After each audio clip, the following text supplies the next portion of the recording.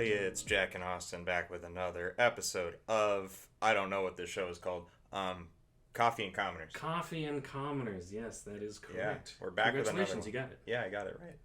Jack, what are we drinking? Today, we are having a departure from our normal set of caffeinated beverages. Today, we are having something special for the holiday wintry season. It is mulled wine. Mulled wine. Still warm. Yes. It's been brewing for a bit, so... Good to keep you warm in the middle of winter. Yes. So this is a bottle of red wine. Go ahead and sip. I'm going to explain to Okay. All right. This is a bottle of red wine, warmed over the stove with some orange juice, orange peel, whole clove, allspice, a little bit of brandy, a little bit of allspice liqueur, some vanilla, sugar added in just for a little touch of sweetness. What do you think? Jack's like a cocktail master, if any of you... I mean, this is not necessarily a cocktail. I don't know what it is classified as technically, but... I don't know either, but it's delicious. You're a good mixologist at times, I guess. Oh, why, thank you. But yeah, I know we don't usually do booze on the show, but we decided to do it just this once. It seemed like a very fitting occasion. And you know what? It's the last episode of 2022. Yeah. I mean, we started a little late in 2022, but it's the last episode before, we go on a little break. For the holidays. Christmas and New Year's. Christmas. Happy Christmas. Merry Crisis. Yeah. I'm in a crisis. I'm kidding.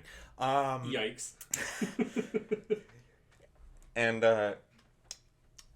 we'll have to do eggnog another time, because that was another one that I was thinking about when we were trying to decide the drink for this episode. It was like, maybe we should have done eggnog, because eggnog's fun. We could do that for the session when we get back. Yeah. For another recording session, we could do that. Eggnog and brandy. Oh, yeah. Some nutmeg on there, too. Mm-hmm. Grate that over. Oh, I could also make butterbeer, because I've done that a couple times, and that's always good. Enough speculating about the future. Okay, yes. Okay. Jack, what are we talking about? What's the monster of the day? Monster of the day is the ancient gold dragon found on page 113 of the Monster Manual. It is an iconic monster. It is a classic monster. Today it is a hefty stat block to go through, so we will do our best to do so in a timely fashion. It's a legendary creature, man. Yes, it is. It is like... You got the ancient gold dragon, and then what else is up there? Like Tiamat, the Tarrasque for like most iconic, D&D creature. I mean, I guess a red dragon as well. I think people mostly think of red dragon mainly just because of like Smog. Yeah. From The Hobbit. And also, what are you more likely to fight, a gold dragon or a red dragon? Yeah, I think people find the red dragon more iconic just because it is like fire bab. Yeah, that's fair. That's fair. But yeah, the gold dragon is definitely iconic in its own right. Mm-hmm. But then you got Tiamat, the Tarrasque, Demogorgon. Oh yes. Whatever other weird monsters you can think of. Owlbear is also an iconic one. Yeah. Yeah. But we're talking about the gold dragon. Yes, today we're talking about good old Goldie. Yes, indeed. So the main ancient gold dragon stat block, again, is on page 113 of the Monster Manual. We're going to go over a little bit of the lore behind it. That can be found on the following page of 114. The gold dragons, They are the most powerful and majestic of the metallic dragons. They are dedicated foes of evil. It says here that a gold dragon has a sagacious face anointed with flexible spines that resemble whiskers. Its horns sweep back from its nose and brow, echoing twin frills that adorn its long neck. The gold dragon's sail-like wings start at its shoulders and trace down to the tip of its tail, letting it fly with a distinctive rippling motion as if swimming through the air. Yeah, it's a big flying kite. I was going to say, it looks like a big golden kite. It looks like a big gold kite triangle. Yeah. Flying triangle. It definitely has one of the more unique shapes for a dragon, I think. Well, I think the gold and, I could be wrong, the bronze one, I think share the same wing design. Maybe. I don't know. No, I think they're different. There's one that shares the same like sail design. Maybe it's brass. Brass. That's it. Brass. There we go. Yeah. Okay. Brass has that similar sail design, but it's a unique design. Mm-hmm. The thing that you don't see a lot in Dungeons and Dragons is like wingless dragons. Like the iconic worm-like dragons from like Japanese and Chinese folklore, especially. Yes. You don't see a lot of those in Dungeons and Dragons. You could easily adapt any of these to be like that, but Oh yeah, most definitely. But like it's just not an as a common occurrence. Instead, we get flying triangle. Yes, flying triangle. Yeah. Well, these flying triangles are devourers of wealth. Gold dragons can eat just about anything, but their preferred diet consists of pearls and gems. Thankfully, a gold dragon doesn't need to gorge itself on such wealth to feel satiated. Gifts of treasure that it can consume are well received by gold dragons, as long as they aren't bribes, because that would be bad. So here's... You say pearls, and my mind immediately goes to a gold dragon that has a private pool in its lair filled with oysters, so that it can get the pearls from them. Or do pearls come from oysters? Where do they come from? Oysters, clams? They come from some sort of mollusk thing. I can't remember. I want to say it's a clam or like thing, like an oyster. But that would be cool, right? It's like, he had like, it's like, pearls, my personal favorite treat. I just have my own pool of clams to pull the pearls from. Yeah. Also, does that mean when gold dragons like polymorph themselves as humans and they go around and they see like fine jewelry on people, do they just go like, that looks like a tasty treat? That is my headcanon. Yeah, no. We're gonna have to do that the next time we roleplay a gold dragon polymorphed into a humanoid. Oh, goodness. Yeah. Well, speaking of polymorphing, it says here that gold dragons are reserved shapeshifters. They are respected by other metallic dragons for their wisdom and fairness, but they are the most aloof and grim of the Good Lion dragons. They value their privacy to the extent that they rarely fraternize with other dragons, except their own mates and offspring. Older gold dragons can assume animal and humanoid forms. Rarely does a gold dragon in disguise reveal its true form, however. In the guise of a peddler, it might regularly visit a town to catch up on local gossip, patronize honest businesses, and lend a helping hand in unseen ways. In the guise of an animal, it might befriend a lost child, a wandering minstrel, or an innkeeper, serving as a companion for days or weeks on end. So what you're saying, though, because I'm focusing on the whole introvert part of the dragon, you're saying I am a gold dragon. Deep down, I am a gold dragon. I feel like either of us could be. Yeah, we are all gold dragons. All of us inside, deep down, are gold dragons. Take some solace in that. Yeah. It says here that gold dragons are also master hoarders. Gold dragon keeps its hoard in a well-guarded vault deep within its lair. Magical wards placed on the vault make it all but impossible to remove any treasures without the dragon knowing about it. So that's some top-tier security right there. This is just starting to sound like my own personality. Do you hoard all of your personal belongings in some locked room within your house? Not yet, but I've been thinking about getting a safe for a while for certain things. But okay, all right, that's fair. Yeah, we had a little bit of like 2 or 3 break-ins around my neighborhood too, so that was like prompted some of the paranoia. But yeah, I digress. But that's all right. I hope everything's okay. Yeah, no. Everything's okay. Like those all happened like late October, early November, or something like that, and it's been quiet ever since. But it was like hopefully that quiet continues. Yeah. On that happy note. Yeah. Sorry. should we delve into the stat block now? Sure. Tell me exactly what my stats as a golden dragon are. Well, if you actually are a golden dragon, an ancient gold dragon in disguise. I believe I am. This is my new headcanon, that I myself was a ancient gold dragon. Well, congratulations. That means that you are a challenge rating 24 gargantuan dragon. Hell yeah. You are gargantuan. Fat as fuck, boy. That's one way to look at it. I'm kidding. Now, if you're going with the alignment system, ancient gold dragons are lawful good. They have an armor class of 22, that is natural armor. They have 546 hit points, or 28 d20 plus 252 hit die. Cool. So, quite beefy. They have a speed of 40 feet, a fly speed of 80 feet, and a swimming speed of 40 feet as well. Fascinating. I mean, it's easy to swim with those big ass sail wings. I was about to say, if they said swimming in the air, it probably makes it all the more effective to be actually swimming in water. Yeah. In terms of its ability scores, Ancient Gold Dragon has a strength of 30 for a plus 10 on the modifier, a dexterity of 14, a constitution of 29 for a plus 9. Dang.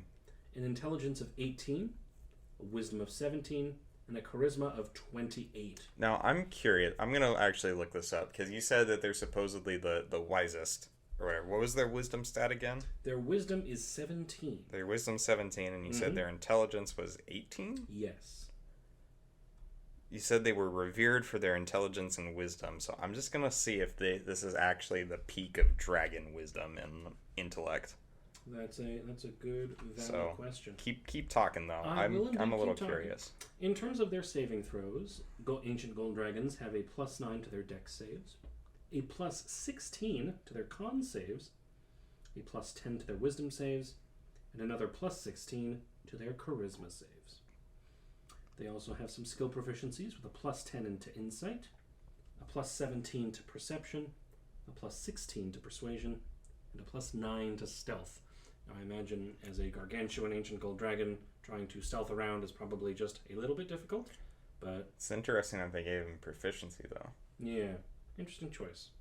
What is there to, like, blend in, then? Because it's like, any sort of light, even in your dark lair, is gonna reflect off of those scales. I imagine that their lair is just mountains of gold. So they just camouflage in with like basically the furnishings of their lair. Go full Smaug, just bury themselves in the mountains of gold. Go Scrooge McDuck, Yes. Early DuckTales, dive headlong into your pool of gold. Yes. Which don't do that because it's solid metal surface. It's not liquid. I would say that would be painful. I'm kind of stealing that from a Family Guy clip because they did that. They mocked DuckTales, that particular portion, and they were like, I'm going to dive into this pool of gold coins like Scrooge McDuck, and then when they try it, it becomes a bloody broken mess because, like, of course. I don't know. Yeah. Sorry, Seth MacFarlane, for ripping from your show, but, Yeah, it's fine. I'm not actually sorry. Fuck you, man. I'm kidding. Wow, rude. Yeah. Getting back to the stat block here, it does have immunity to fire, which is quite fitting for an ancient gold dragon. In terms of what senses it has blind sight for 60 feet, dark vision for 120 feet, and a passive perception of 27. So it is muy difficult to escape the sight of these bad boys. Very perceptive. Yes. And of course, in terms of what languages they know, speak, and understand, it's going to be Common and Draconic. To be expected. Yes. Ancient gold dragons are amphibious, so they can breathe air and water, and they have 3 legendary resistances a day. So if the dragon fails a saving throw, it can choose to succeed instead. Yeah. In terms of what it can do while on its turn, should you be facing one of these large, majestic beasts in combat, it does have multi-attack, so it can use its frightful presence and then make 3 attacks.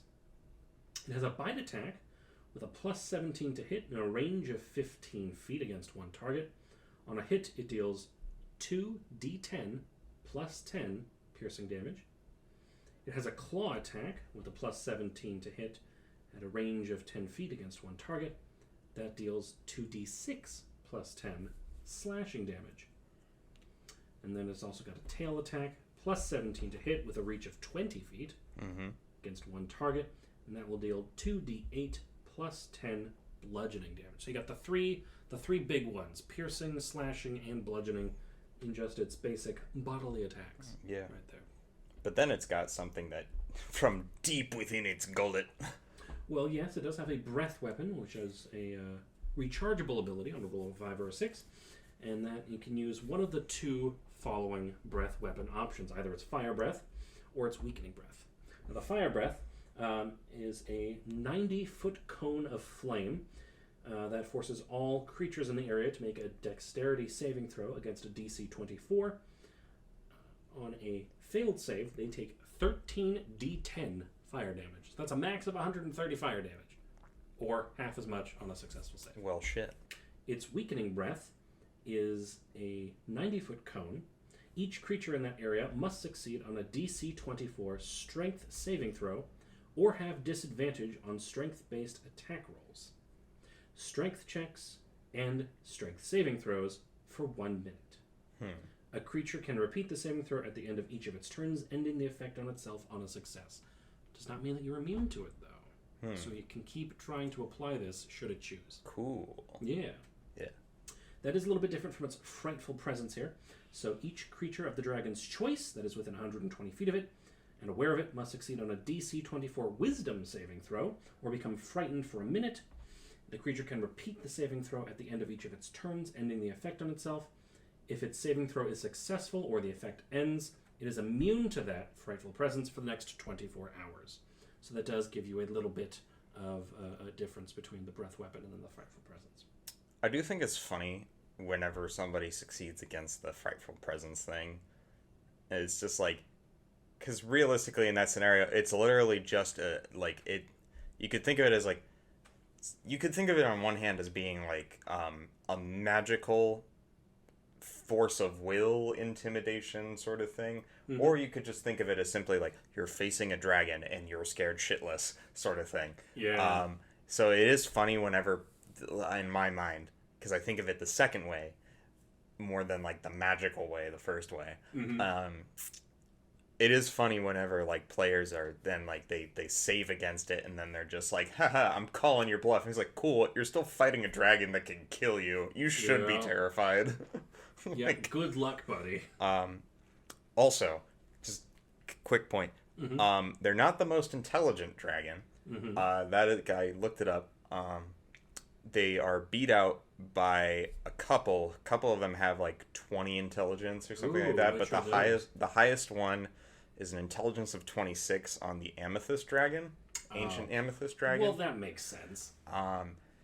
And the highest wisdom, I think, among dragons is a 22, and that's on the Moonstone dragon.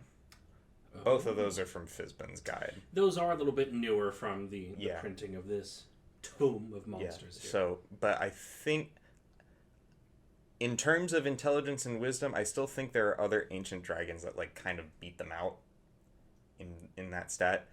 But it also got me curious, which one's the one with the lowest of those? Turns out the one with the lowest intellect and wisdom is a ancient white dragon with an intelligence of 10 and a wisdom of 13. Oh. They are dumb. They're average intelligence. Now that's the question. Is it average intelligence for a dragon, or is it average intelligence for anything? I don't know if we're thinking on the same, like, if everything is on the same scale. Is it smarter than a 5th grader? That's my question. I do think it's smarter than a 5th grader. Okay. I do think that, at least. Okay. Maybe. Okay. I think if you asked it, like...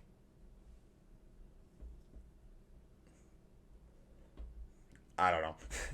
I was going to go into analogy and I completely lost track. Anyways. That's fine. What else should we know about the Ancient Gold Dragon? The last of its actions that the Ancient Gold Dragon has is change shape. So the dragon magically polyforms into a humanoid or beast that has a challenge rating no higher than its own, which is, again, challenge rating 24. Dang. So it reverts to its true form if it dies. Any equipment it is wearing or carrying is absorbed or borne by the new form, dragon's choice. And then in its new form, the dragon retains its alignment, hit points, hit dice, ability to speak, its proficiencies, legendary resistance, layer actions, and its intelligence, wisdom, and charisma scores, as well as this action to change shape. Its statistics and capabilities are otherwise replaced by those of the new form, except any class features or legendary actions of that form. So yeah. Quite nice, quite nice. And as you said at the beginning, it is a legendary creature, so it does have legendary actions. It can take 3 legendary actions from the following options. The first is Detect. Costs 1 action. The dragon makes a Wisdom or Perception check. Another action is Tail Attack. That's 1 action cost. The dragon makes Tail Attack. Pretty simple. And finally, costing 2 actions, is a Wing Attack. The dragon beats its wings. Each creature within 15 feet of it must succeed on a dexterity saving throw against a DC 25, or take 2d6 plus 10 bludgeoning damage and be knocked prone. The dragon can then fly up to half of its flying speed. So quite nice. A little bit of options in there. Yeah. Nothing too crazy. It's always terrifying going up against a legendary creature like that, though, because then it's just, like, so much movement, so much things that it can do. Yes, it's always fun to pit a ground-based party with no range against a creature that can fly. It's like, God damn it, we can't hit it. There's that meme audio of like, why does this have to be so difficult? Get down here! And I feel like that's very indicative of several parties. I tried to look up also, like, because you said it's polyform. Is it just a beast or a humanoid? Is that what it is? It's changed shape into either a humanoid or a beast, with a challenge rating 24 or lower. Because I was trying to look up what the maximum thing it could potentially turn into, but no items match your search criteria. When I looked for challenge rating 24 beasts. Well, in humanoids, I guess you can have a couple, like legendary figures from the gold dragon polymorphs into Vecna. What is Vecna? Does he have a... I think he's a humanoid. Well, I would assume. Well, humanoid or undead? I don't know, actually. No clue. I think he's undead, technically. Yeah. That makes sense. He's old as balls. Of course he's undead. Ooh, yes. Yeah. Shall we discuss its lair actions? Yeah, that's right. They effects? live in lairs. Yes, they do. Gold dragons typically make their homes in out-of-the-way places where they can do as they please without arousing suspicion or fear. Most dwell near idyllic lakes and rivers, mist-shrouded islands, cave complexes hidden beneath sparkling waterfalls, or ancient ruins. For their lair actions on initiative count 20, losing initiative ties, the dragon takes lair action to cause one of the following effects, but it cannot use the same effect 2 rounds in a row. So gotta swap them out one after the other. Yeah. The first one here, the dragon glimpses the future. So it has advantage on attack rolls, ability checks, and saving throws until initiative count 20 on the next round. That is quite nice. I have used that before. The second one creature the dragon can see within 120 feet of it must succeed on a DC 15 charisma saving throw, or be banished to a dream plane, a different plane of existence the dragon has imagined into being. To escape, the creature must use its action to make a charisma check contested by the dragons. If the creature wins, it escapes the dream plane. Otherwise, the effect ends on initiative count 20 on the next round. When the effect ends, the creature reappears in the space it left, or in the nearest unoccupied space if that one is occupied. It's funny, dragon can just go timeout for you.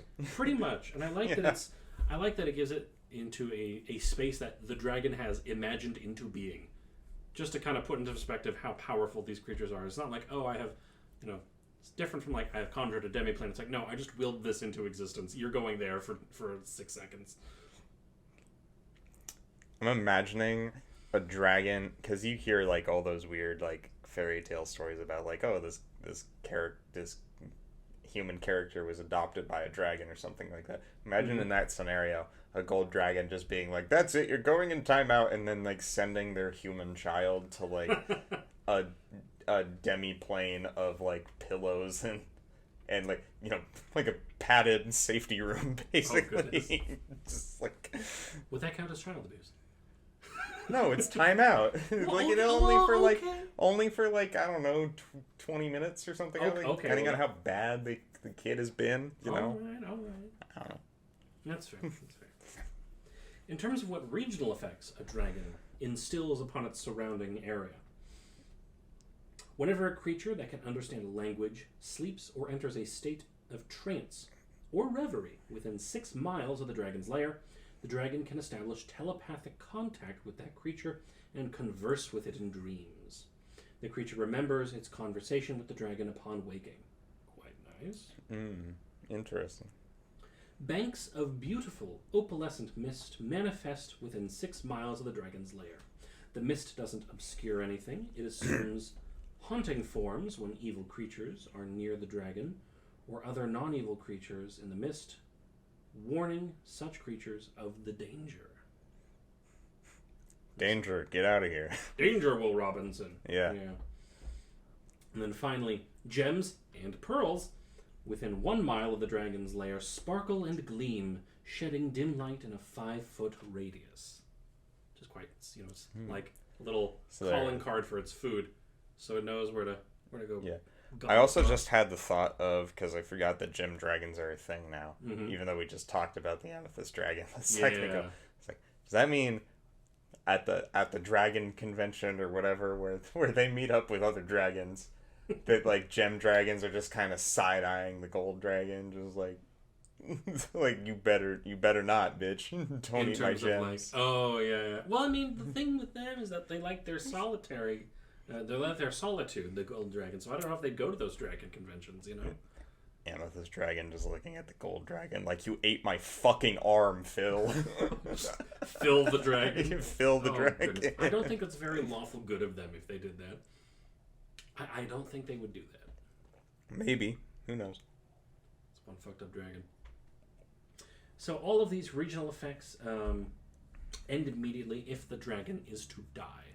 So, big sad, but no more fancy glowing pearls and gems, no more mist, no more dream talking to a dragon if the dragon goes bye-bye. Oh, you know what? That'd probably be part of the reason why it like makes everything so shiny is like, when treasure hunters come and then like they take the gems away from the region, they're like, they think it's like it's decreased in value because it's like it looked so beautiful the first time.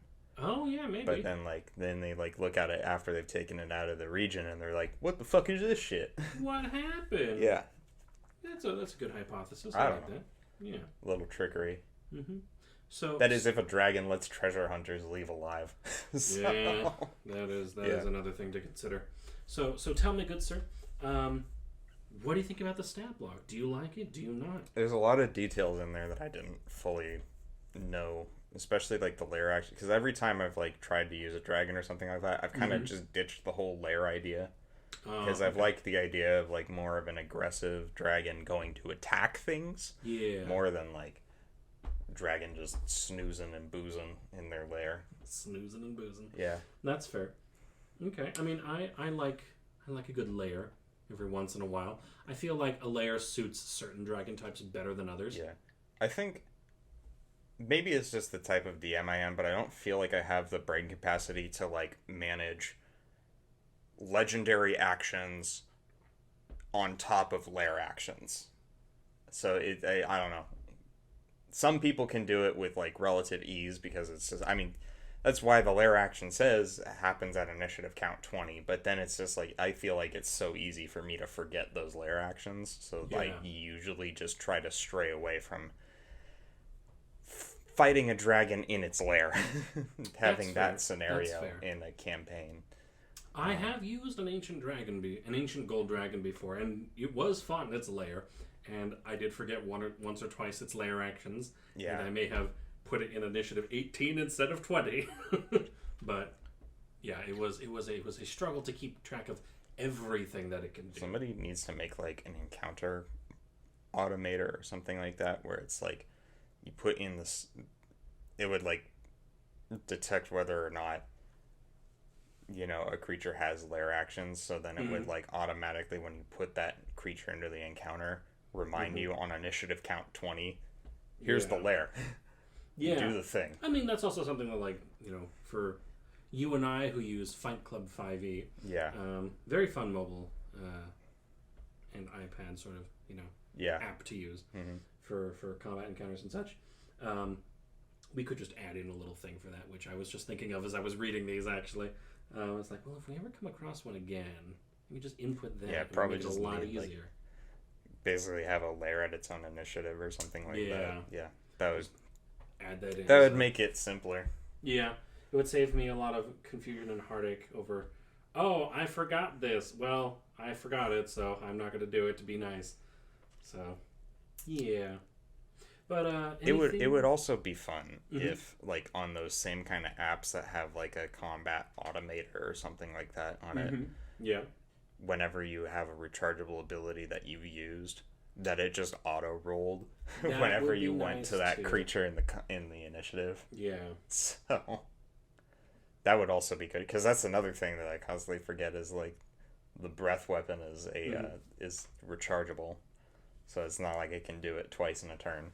So here's twice in a round. Here's my question for you. It says here that the dragon, ancient gold dragon, has, it's got multi attacks, so it can make, a bite, two claw attacks, and then it uses its frightful presence. Its breath weapon that recharges on a 5 or 6. Do you count that as something additional or something that replaces everything? I think that just replaces everything. I think that's its own action, really. Okay. Because it's just like I imagine it as, like, a build up, a big inhale, and then exhale. That's fair. It's gotta ground itself, because basically otherwise it's like it's firing a jet engine from its mouth, and it might propel itself backwards if it's not grounded. It's gotta get some air on the. It's gotta get some traction to dig its claws into the ground and make sure it doesn't move. That makes sense. I've done a bit of both depending on the situation. Yeah. I'm like, how quickly is this combat encounter going? Oh, it's going rather quickly. Quick, throw in a breath weapon. Woo! Yes. Make it painful. Yes. Oh, that's so much fun. Because I have used a gold dragon, and this is something that I saw some people talking about. It's like, obviously we have set our piece on the alignment chart and how it's better as a guideline than an actual, rule. Barbosa. Yes. But when you get to those, like, extremes, like this thing is a foe against evil, it's like, how far is it willing to go to combat evil, and or like perceived evil? Yeah. And I like to play with that sort of gray area. So when I pitted you and the party against a dragon, it did happen to be an ancient gold dragon. Yeah. Yeah, I like to play with that sort of a thing. It's fun. Well, I think that's all we can review about the gold dragon right now. Yeah, I mean, is there anything you'd want to change about it? Anything you'd want to add? I think the only next step in changing the ancient gold dragon is to make it a gold dragon great worm. That's the only way to improve it. Yeah, there you go. Which is a whole other beast. Give it a second stage. Yeah. This isn't even my final form. Oh God. All right. Is it time for what I think it is? It's time to go home, actually. Oh. Okay. Bye, everybody. I guess I'll have to kick you out now. Okay. No, it's actually random topic time. Random topic time. Yeah, we're doing another roll on the table. We should start calling this section random encounter. That's good. I like that. Yeah. So we have a monster of the day, and we have a random encounter. I like this. Okay. Well, now we have the name for the segment. Yeah. Okay. Random encounter, because we're rolling on an encounter table, basically. The encounter being you and me arguing loudly. All right. Depending on the mic volumes. Okay. Rolling that click clack of the dice. Gotta get it near the mic. What do we get? 3? 03? Just 03. 003? Yeah. All right. 003. Best practices for making NPCs both important and silly. I can answer this. Oh, yes. Real fast. Well, I'm just going to let you take the reins Listen, on this one. When you're making a silly NPC, go balls to the wall. just if you want to just make your friends laugh, go for it. Make a stupid NPC. That's what I've done. It's so much fun. Yeah, I've done it repeatedly and made just stupid NPCs. But Mm-hmm. no, there's an actual method to this that we should actually probably discuss, other than me just saying like go for it. Go balls with the walls. You know, fuck it, we ball. Yeah, I mean, I don't think so. Both important and silly. You and I have both made some silly NPCs, and you and I have both made important NPCs. Yeah. You have succeeded with important NPCs a little bit more than I have, because I've had NPCs that were quote-unquote important that then got offed by the party. Yeah, I think like the issue with that was just like we didn't realize how important they were. Yeah. The degree of importance was not stressed Yeah, enough exactly. for us to fully understand. Mm-hmm. And that which I think many DMs can probably attest to, where it's like, you know, you make an NPC that's supposed to be important or something like that, Mm-hmm. and then the party offs them, or Or which is what ignores we them. did, or Yeah. ignores them, and it's just it's the trouble of communicating and dropping hints that like, hey, this dude is probably like, you know, Yeah. you should focus on him. I always find it a tough balance to make it so that it stands out as an important character, but not one that I'm beating you over the head with a dead horse saying, look at me, he is important, go talk to him or her, get what they're giving you, and move. I don't want to, like, you know, Yeah. jam it down your throat, so to speak. I think, yeah, because like, let's say for example, the mission in question. Let's use a real world example. Let's use the example where we where we offed one of the most important NPCs in the arc that we were going through. Yes. We were told as a group that there was a certain character that was an informant that had information about where a rogue group of war mages that were loyalists to the former king, where he had like some information about where they were. Incorrectly, we assume we tried to finagle the whole situation a little bit, and we were trying to you know, convince him to give us the information, and I don't think it was really working. So then we had the idea, and this was kind of the wrong assumption on our part. A couple of us had the idea that, like, if this guy is an informant and he knows where these war mages are, is he in cahoots with them? And then what we did was, you know, we were like, oh, what if the second we leave with what we want, he alerts them? Mm-hmm. And like plays both sides, because that was a real possibility in our minds. Yeah. So that's where we got a little paranoid, and then we decided to kidnap him and interrogate him. Yeah, kidnap, interrogate. We turned him into a frog Yeah. to get him out of the Yeah. place where we originally had him. I don't remember. I think it was like a snap of the neck at the end of the day is what did him off. Well, yeah, I think we did that because we were like, There wasn't torture. It was enhanced interrogation techniques. technically I think what we eventually got the information that we wanted out of him, but like then you revealed to us later that yeah, he probably would have had more information about other important things because he's an informant. But I think in that particular scenario, if we're using this as an example, Yeah. it was stressed that this guy was important. Yeah. It was stress that he has information you want and you should go seek him out. Mm-hmm. I think what happened was we assumed this is all this guy has for us, and based on how he was portrayed, we were like, is this guy the most savory dude? Yeah. Or is he like sour? Yeah. And that's on, you know, me as the DM trying to find that balance of how to make him important without, just giving the plot away. Mm-hmm. Not like I'm gonna make you struggle for it, but it's like, I mean, finding that balance is tricky. You did do the correct thing in that particular scenario where we were told how important he was. We weren't told how important he would be later. Yeah. So it was like, set him up as a recurring NPC. Oops. Yes. we didn't have any context for him to be recurring or anything like that. So then we messed up. I think that's one example. Mm-hmm. I think what often happens when people create important NPCs and they end up getting ignored or something like that is kind of the DM's reflex to keep everything secret. Yeah.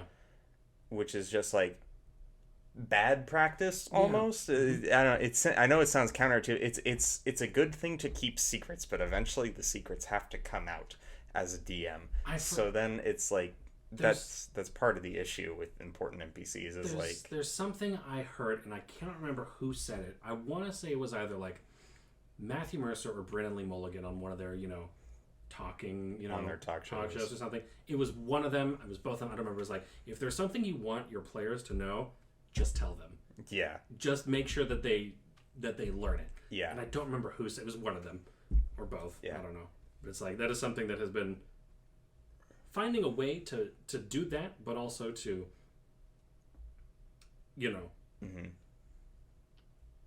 make it fit.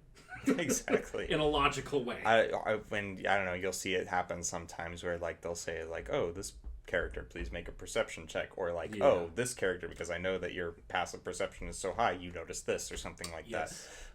So God bless the people with the high perception. Also, fuck the people with the high perception. Double-edged sword there. We're talking about one particular friend whose stats specifically for high perception characters. Every character is like a 25 or higher. It's insane. He's ridiculous. But min-maxing is what he does. Yeah. And there's no fault in that. Joke's on him. His character still can't read. Low intelligence motherfuckers. I know. Oh my goodness. I'm kidding. But yeah. So serious characters are finding a balance of not keeping everything a secret. Yeah. Making them interesting without making them, stand out like a sore thumb. Yeah. I think,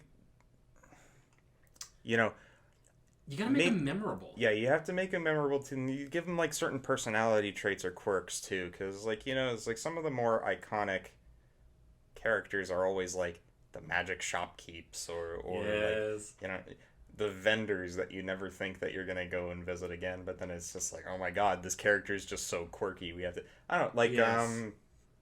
the 30 gold man. Like, well, it's no, like, he's like more my, of a silly. He's more silly. He's than a silly NPC, and technically, those like kind of quirky shopkeep types fall into a middle ground. Yeah, because they're not exactly silly, but they're also important because they're recurring at least, and they have their own character traits and all that, and their own personalities. And I think just in general with any NPC, you should probably try to, if they're important, give them a certain personality traits, depending on how you want them to be perceived.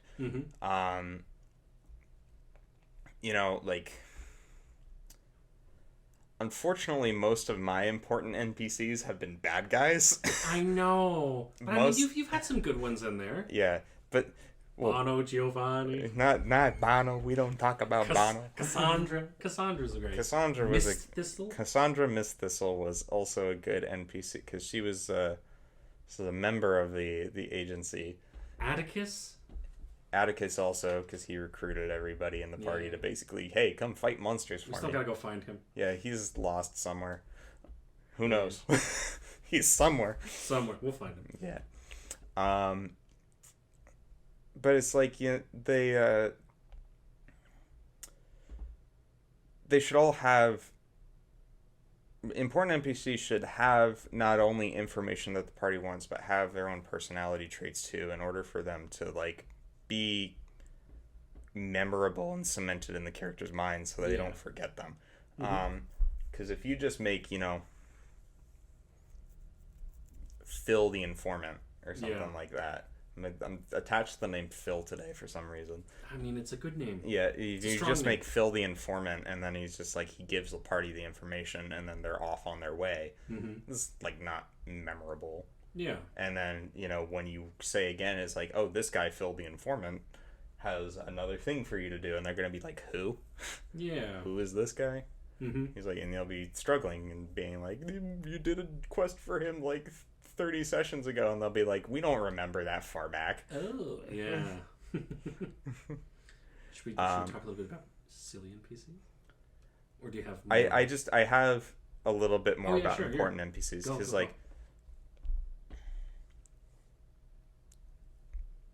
when making an important NPC, again, harkening back to having those personality traits, it's like, treat them almost like you're making a player character too sometimes. They are a character in their own story, so to speak. It's just not, they're not in the spotlight like the players are. So you just have to kind of sometimes give them personality traits and flaws, almost like you're following the player background guidelines sometimes. You don't have to do that exactly, but it's good to think in that way, because it makes them stand out and feel more like a person than, a puppet that the DM is controlling. You know who comes to mind for me? Who? Victor! The black powder salesman from... More Matt Mercer iconic NPCs. Yes. Go to him the first time, he's just a crazy old, guy in a shop, sifting through mining materials. You come back, however many sessions later, he's missing fingers on his hand from his experiments with black powder. Yep. There's a hole in the roof, that sort of progression. I love that. Yep. That's great. But that's how I think it's a good way to make NPCs, is like, give them those same traits that you would give a player character. And that's, I easier. That's easier said than done sometimes, because it takes a lot of brain power to make a new character. Yeah. It also depends on if it's something you're making on the fly, or if it's... If it's something you're making on the fly and you manage to just make a really iconic character, it's more likely a silly character than it is an important character. Yeah. But at the same time, if you make the silly character an important character, then and on the fly, kudos to you. You have more brain capacity than 90% of us other DMs. Yes. You have more processing power. Congratulations. What is that? What is your... What's the specs on your brain RAM? I need it. Yeah. I need... You got that RTX. I gotta download some more RAM into my brain. Hold on, let me jack into the Matrix. Exactly. Silly NPCs? Yeah, silly NPCs. We have some. You gotta talk about the one. So, I have one. I tried putting this on Reddit and r/D&D, and then they removed it immediately because they were like, we don't allow you to post because you're new here and you haven't proved you're not a bot yet. I'm just like, bruh. And I was like, you should try again then. I should try again or something like that. But it was this idea for an NPC. You cannot name him by name. I cannot name him by name. He runs a store called Ye Old 30 Gold Store, where everything in it, magical and mundane, costs 30 gold only. No more, no less. But on a rare occasion, he will give away things for free because he thinks they have no perceived value to him. So it could be something as simple as a piece of rope is worth 30 gold and the sword of Cass is worth 30 gold. But the fucking... Here, take these magical herbs and spices to enhance your cooking. This costs 1 copper. Yeah, but it could be another thing, something ridiculous, a deck of many things, where he's just like, this shit's useless. Take it. I don't care. Yes. So the idea for this was just that, early on in my campaign, I felt like I needed to give you guys a reward other than a level up, because you guys were around, like, I don't know, 4th or 5th level or something like that, and you were all still walking around with your mundane gear, and I hadn't really given you anything, so I just decided I'll just set up a magic shop that, you know, everything about his creation was improvised. Yeah. Like, in the session that he showed up, I was just, all I had on my notepad was like, magic shop guy. Yes. That was it. And then I was just like, okay, let's get to it. He's a gnome. He works in this shop. Everything is priced at 30 gold for some reason. I don't know why I chose the number 30. It just seemed to fit in the moment. And then you guys were wandering around looking at things, and you got a bunch of cool magic items, and you also got a couple mundane items just because this dude had them. And then as soon as you left and turned around, the shop was gone. Yes. And then you guys were like, what was that? What a trip. Top 10 best encounters we have ever had in our D&D games here. Wonderful character. Yeah. I love Yield 30 gold, man. Yield 30 gold. And then he came back because he came back multiple times. And it was funny because half the party had been reset with new characters. Oh, gosh, yes. And then the first time he showed up again, the one character that remained from the old party was like she totally was like awestruck, like, oh my god, it's here. And you guys are like, what is this? And then she was like, it's a magical place, you have to trust me. and then, you know, you went in there and you got more gold, and then he disappeared again 3 times. Yeah, he's great. I love him. And then the third time he showed up,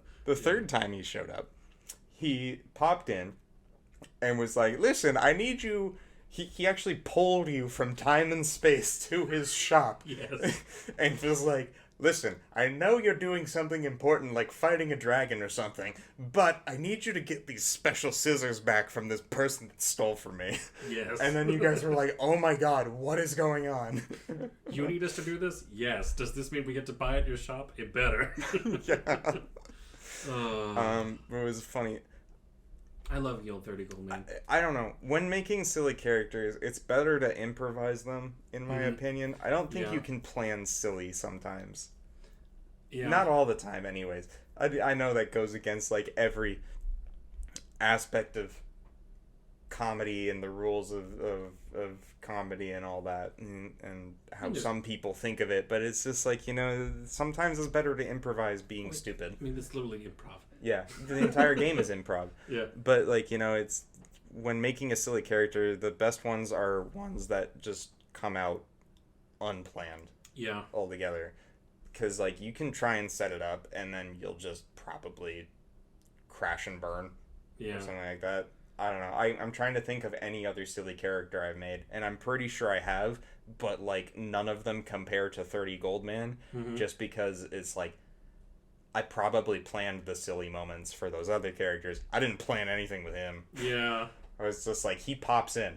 The only exception was, like, the one time that he asked you guys to go on that quest. That was all planned and everything like that. But I tried to be as silly as possible with it. I was just like, pure chaos. Just do it. Balls to the wall. Fuck it, we ball. Yes. I'm trying to think if I've had... Because I don't really count the Brothel Keeper as a particularly silly or funny NPC. Because he was, like, literally... You know who is a good cross between a silly and an important NPC in your game? Who? Is, what's his name? The trade lord that... Oh my goodness, yes. Why am I forgetting his name right now? Satesh Okros. So, would you like to give background on this particular one? Yes, I can't. So I cannot claim original credit for Satesh. He was created by a friend of mine in a previous iteration of the world that my campaign sets in, from an earlier sort of role-playing game that we did back in high school. Yeah. And his whole, like, country that he ran was run by this guy called Satesh Okros, who was the trade lord, and he was, like, eccentric as all get out. His whole thing was weed cookies and like hallucinogenic cactus juice. is his whole shtick. He's like, "Welcome to Weed City." Yes, well, literally, "Welcome to Weed City" is like the first or second line he said to the party, and he's like a cross between that caricature of a man and the inventor guy from Legend of Korra, Varric. Yeah. Yes, That guy.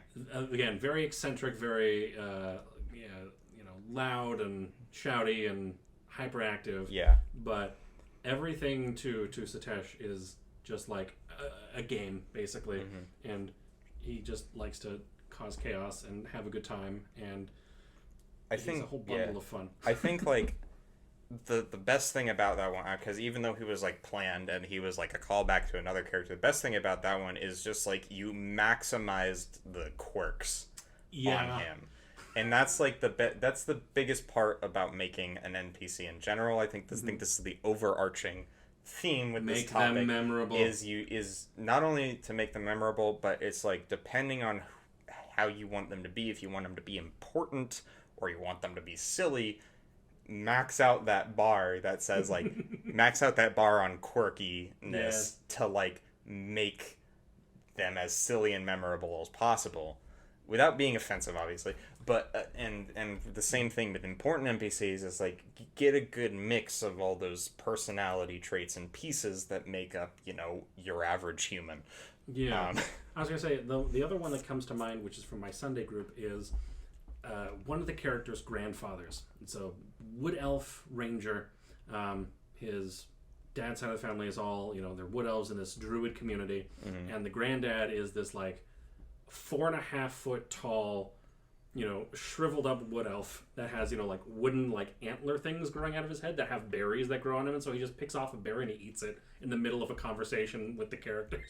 And he goes, like scampering around the place, like, I gotta go help bake dinner, I gotta go bake some bread, gotta go put some buns in the oven, goodbye. That almost feels a little bit like the antithesis to the grandma from Adam's Family. I'm forgetting her name. Yeah. But like you know what I'm talking, because like that sounds quirky and weird and druidy. Yeah. But it's lacking in the creepy level that the grandma from Adam's Family has. But it's still like in a similar vein. Yeah. Quirky, just funny. And just scampering around, and he's a bundle of fun too. Yeah. Yeah. Making them memorable is the most. I don't think there's any important thing you can do. I don't think there's any hard lines that there's no like exact guide we can tell you about like how to make good NPCs. Otherwise, you kind of just have to trust your gut. I mean, you can obviously take the advice that we gave you about like all those personality traits and all that that will make them memorable. But it's ultimately it's up to you. It's trust your gut. And just go for it. And if you have to, wing it. Because usually whatever comes out of your mouth when you're winging it, it's better than you think it is. So, and people will find it funny. But yeah. Anything else we have to say on the matter? I feel like we should. I just don't know. I know. I mean, it feels like there should be more to be said. But there's so little. I mean, NPCs, they're the backbone of a campaign. Listen, they fill it with life. Listen, this game is so simple. 5-year-olds could play it. Yes, they do. And 5-year-olds do play it. There are 1,001 ways to make NPCs, and all of them are right. Yeah. 5-year-olds make some of the best NPCs. You ever talk to a 5-year-old? That little shit has their imagination running on, 6 hours of sleep and, sugar. That's one of my favorite Twitter accounts that always pops up, has, talking to my 6-year-old DM. Yeah. And then coming up with, crazy ideas that are, really good, though. And I'm like, I should probably think about that. So, yeah. Look to the youth for inspiration. Yeah. Talk to the 5-year-old in your life. Today about Dungeons and Dragons. Yeah, I think that's really all there is to it about this in particular. Yeah, I don't really have anything else. We covered, important NPCs, silly NPCs, what's important, what to avoid with the important ones so they don't, get lost or get offed. Yeah. But shall we close out with a cookie? Oh yeah, we have cookies on the table, and we didn't even have some. I'm gonna munch on a cookie right now. Everybody, Can you listen pass me to one? this. Okay, Come closer. all right. I'll just hand you the tray. Oh, okay. Just so I don't get my fingers all over your cookie. Or if I want to taste your finger grease. That's gross and disturbing. Oh, all right. Fine. I'm gonna eat this cookie now. All right. Well, everybody, thank you for giving us a listen. This has been our 10th episode of Coffee and Commoners. It's our last episode of the year. It's our holiday episode, which is why we have our mulled wine. We'll be back in a couple weeks after the new year. Yeah. And we might have some changes that we will announce via the YouTube and the Twitter and all the other things. Yeah. As long as, the internet doesn't burn down in those weeks that we're gone. Right. Yeah. Because Twitter is an ever-evolving forum online. Yep. But until then, ladies and gentlemen, thank you very so much. I've been Jack. I'm Austin. I don't know what else you want me to say. I'm Austin. Sure. That works. Ladies and gentlemen, thank you so much. Stay caffeinated. See you when you see it. Bye.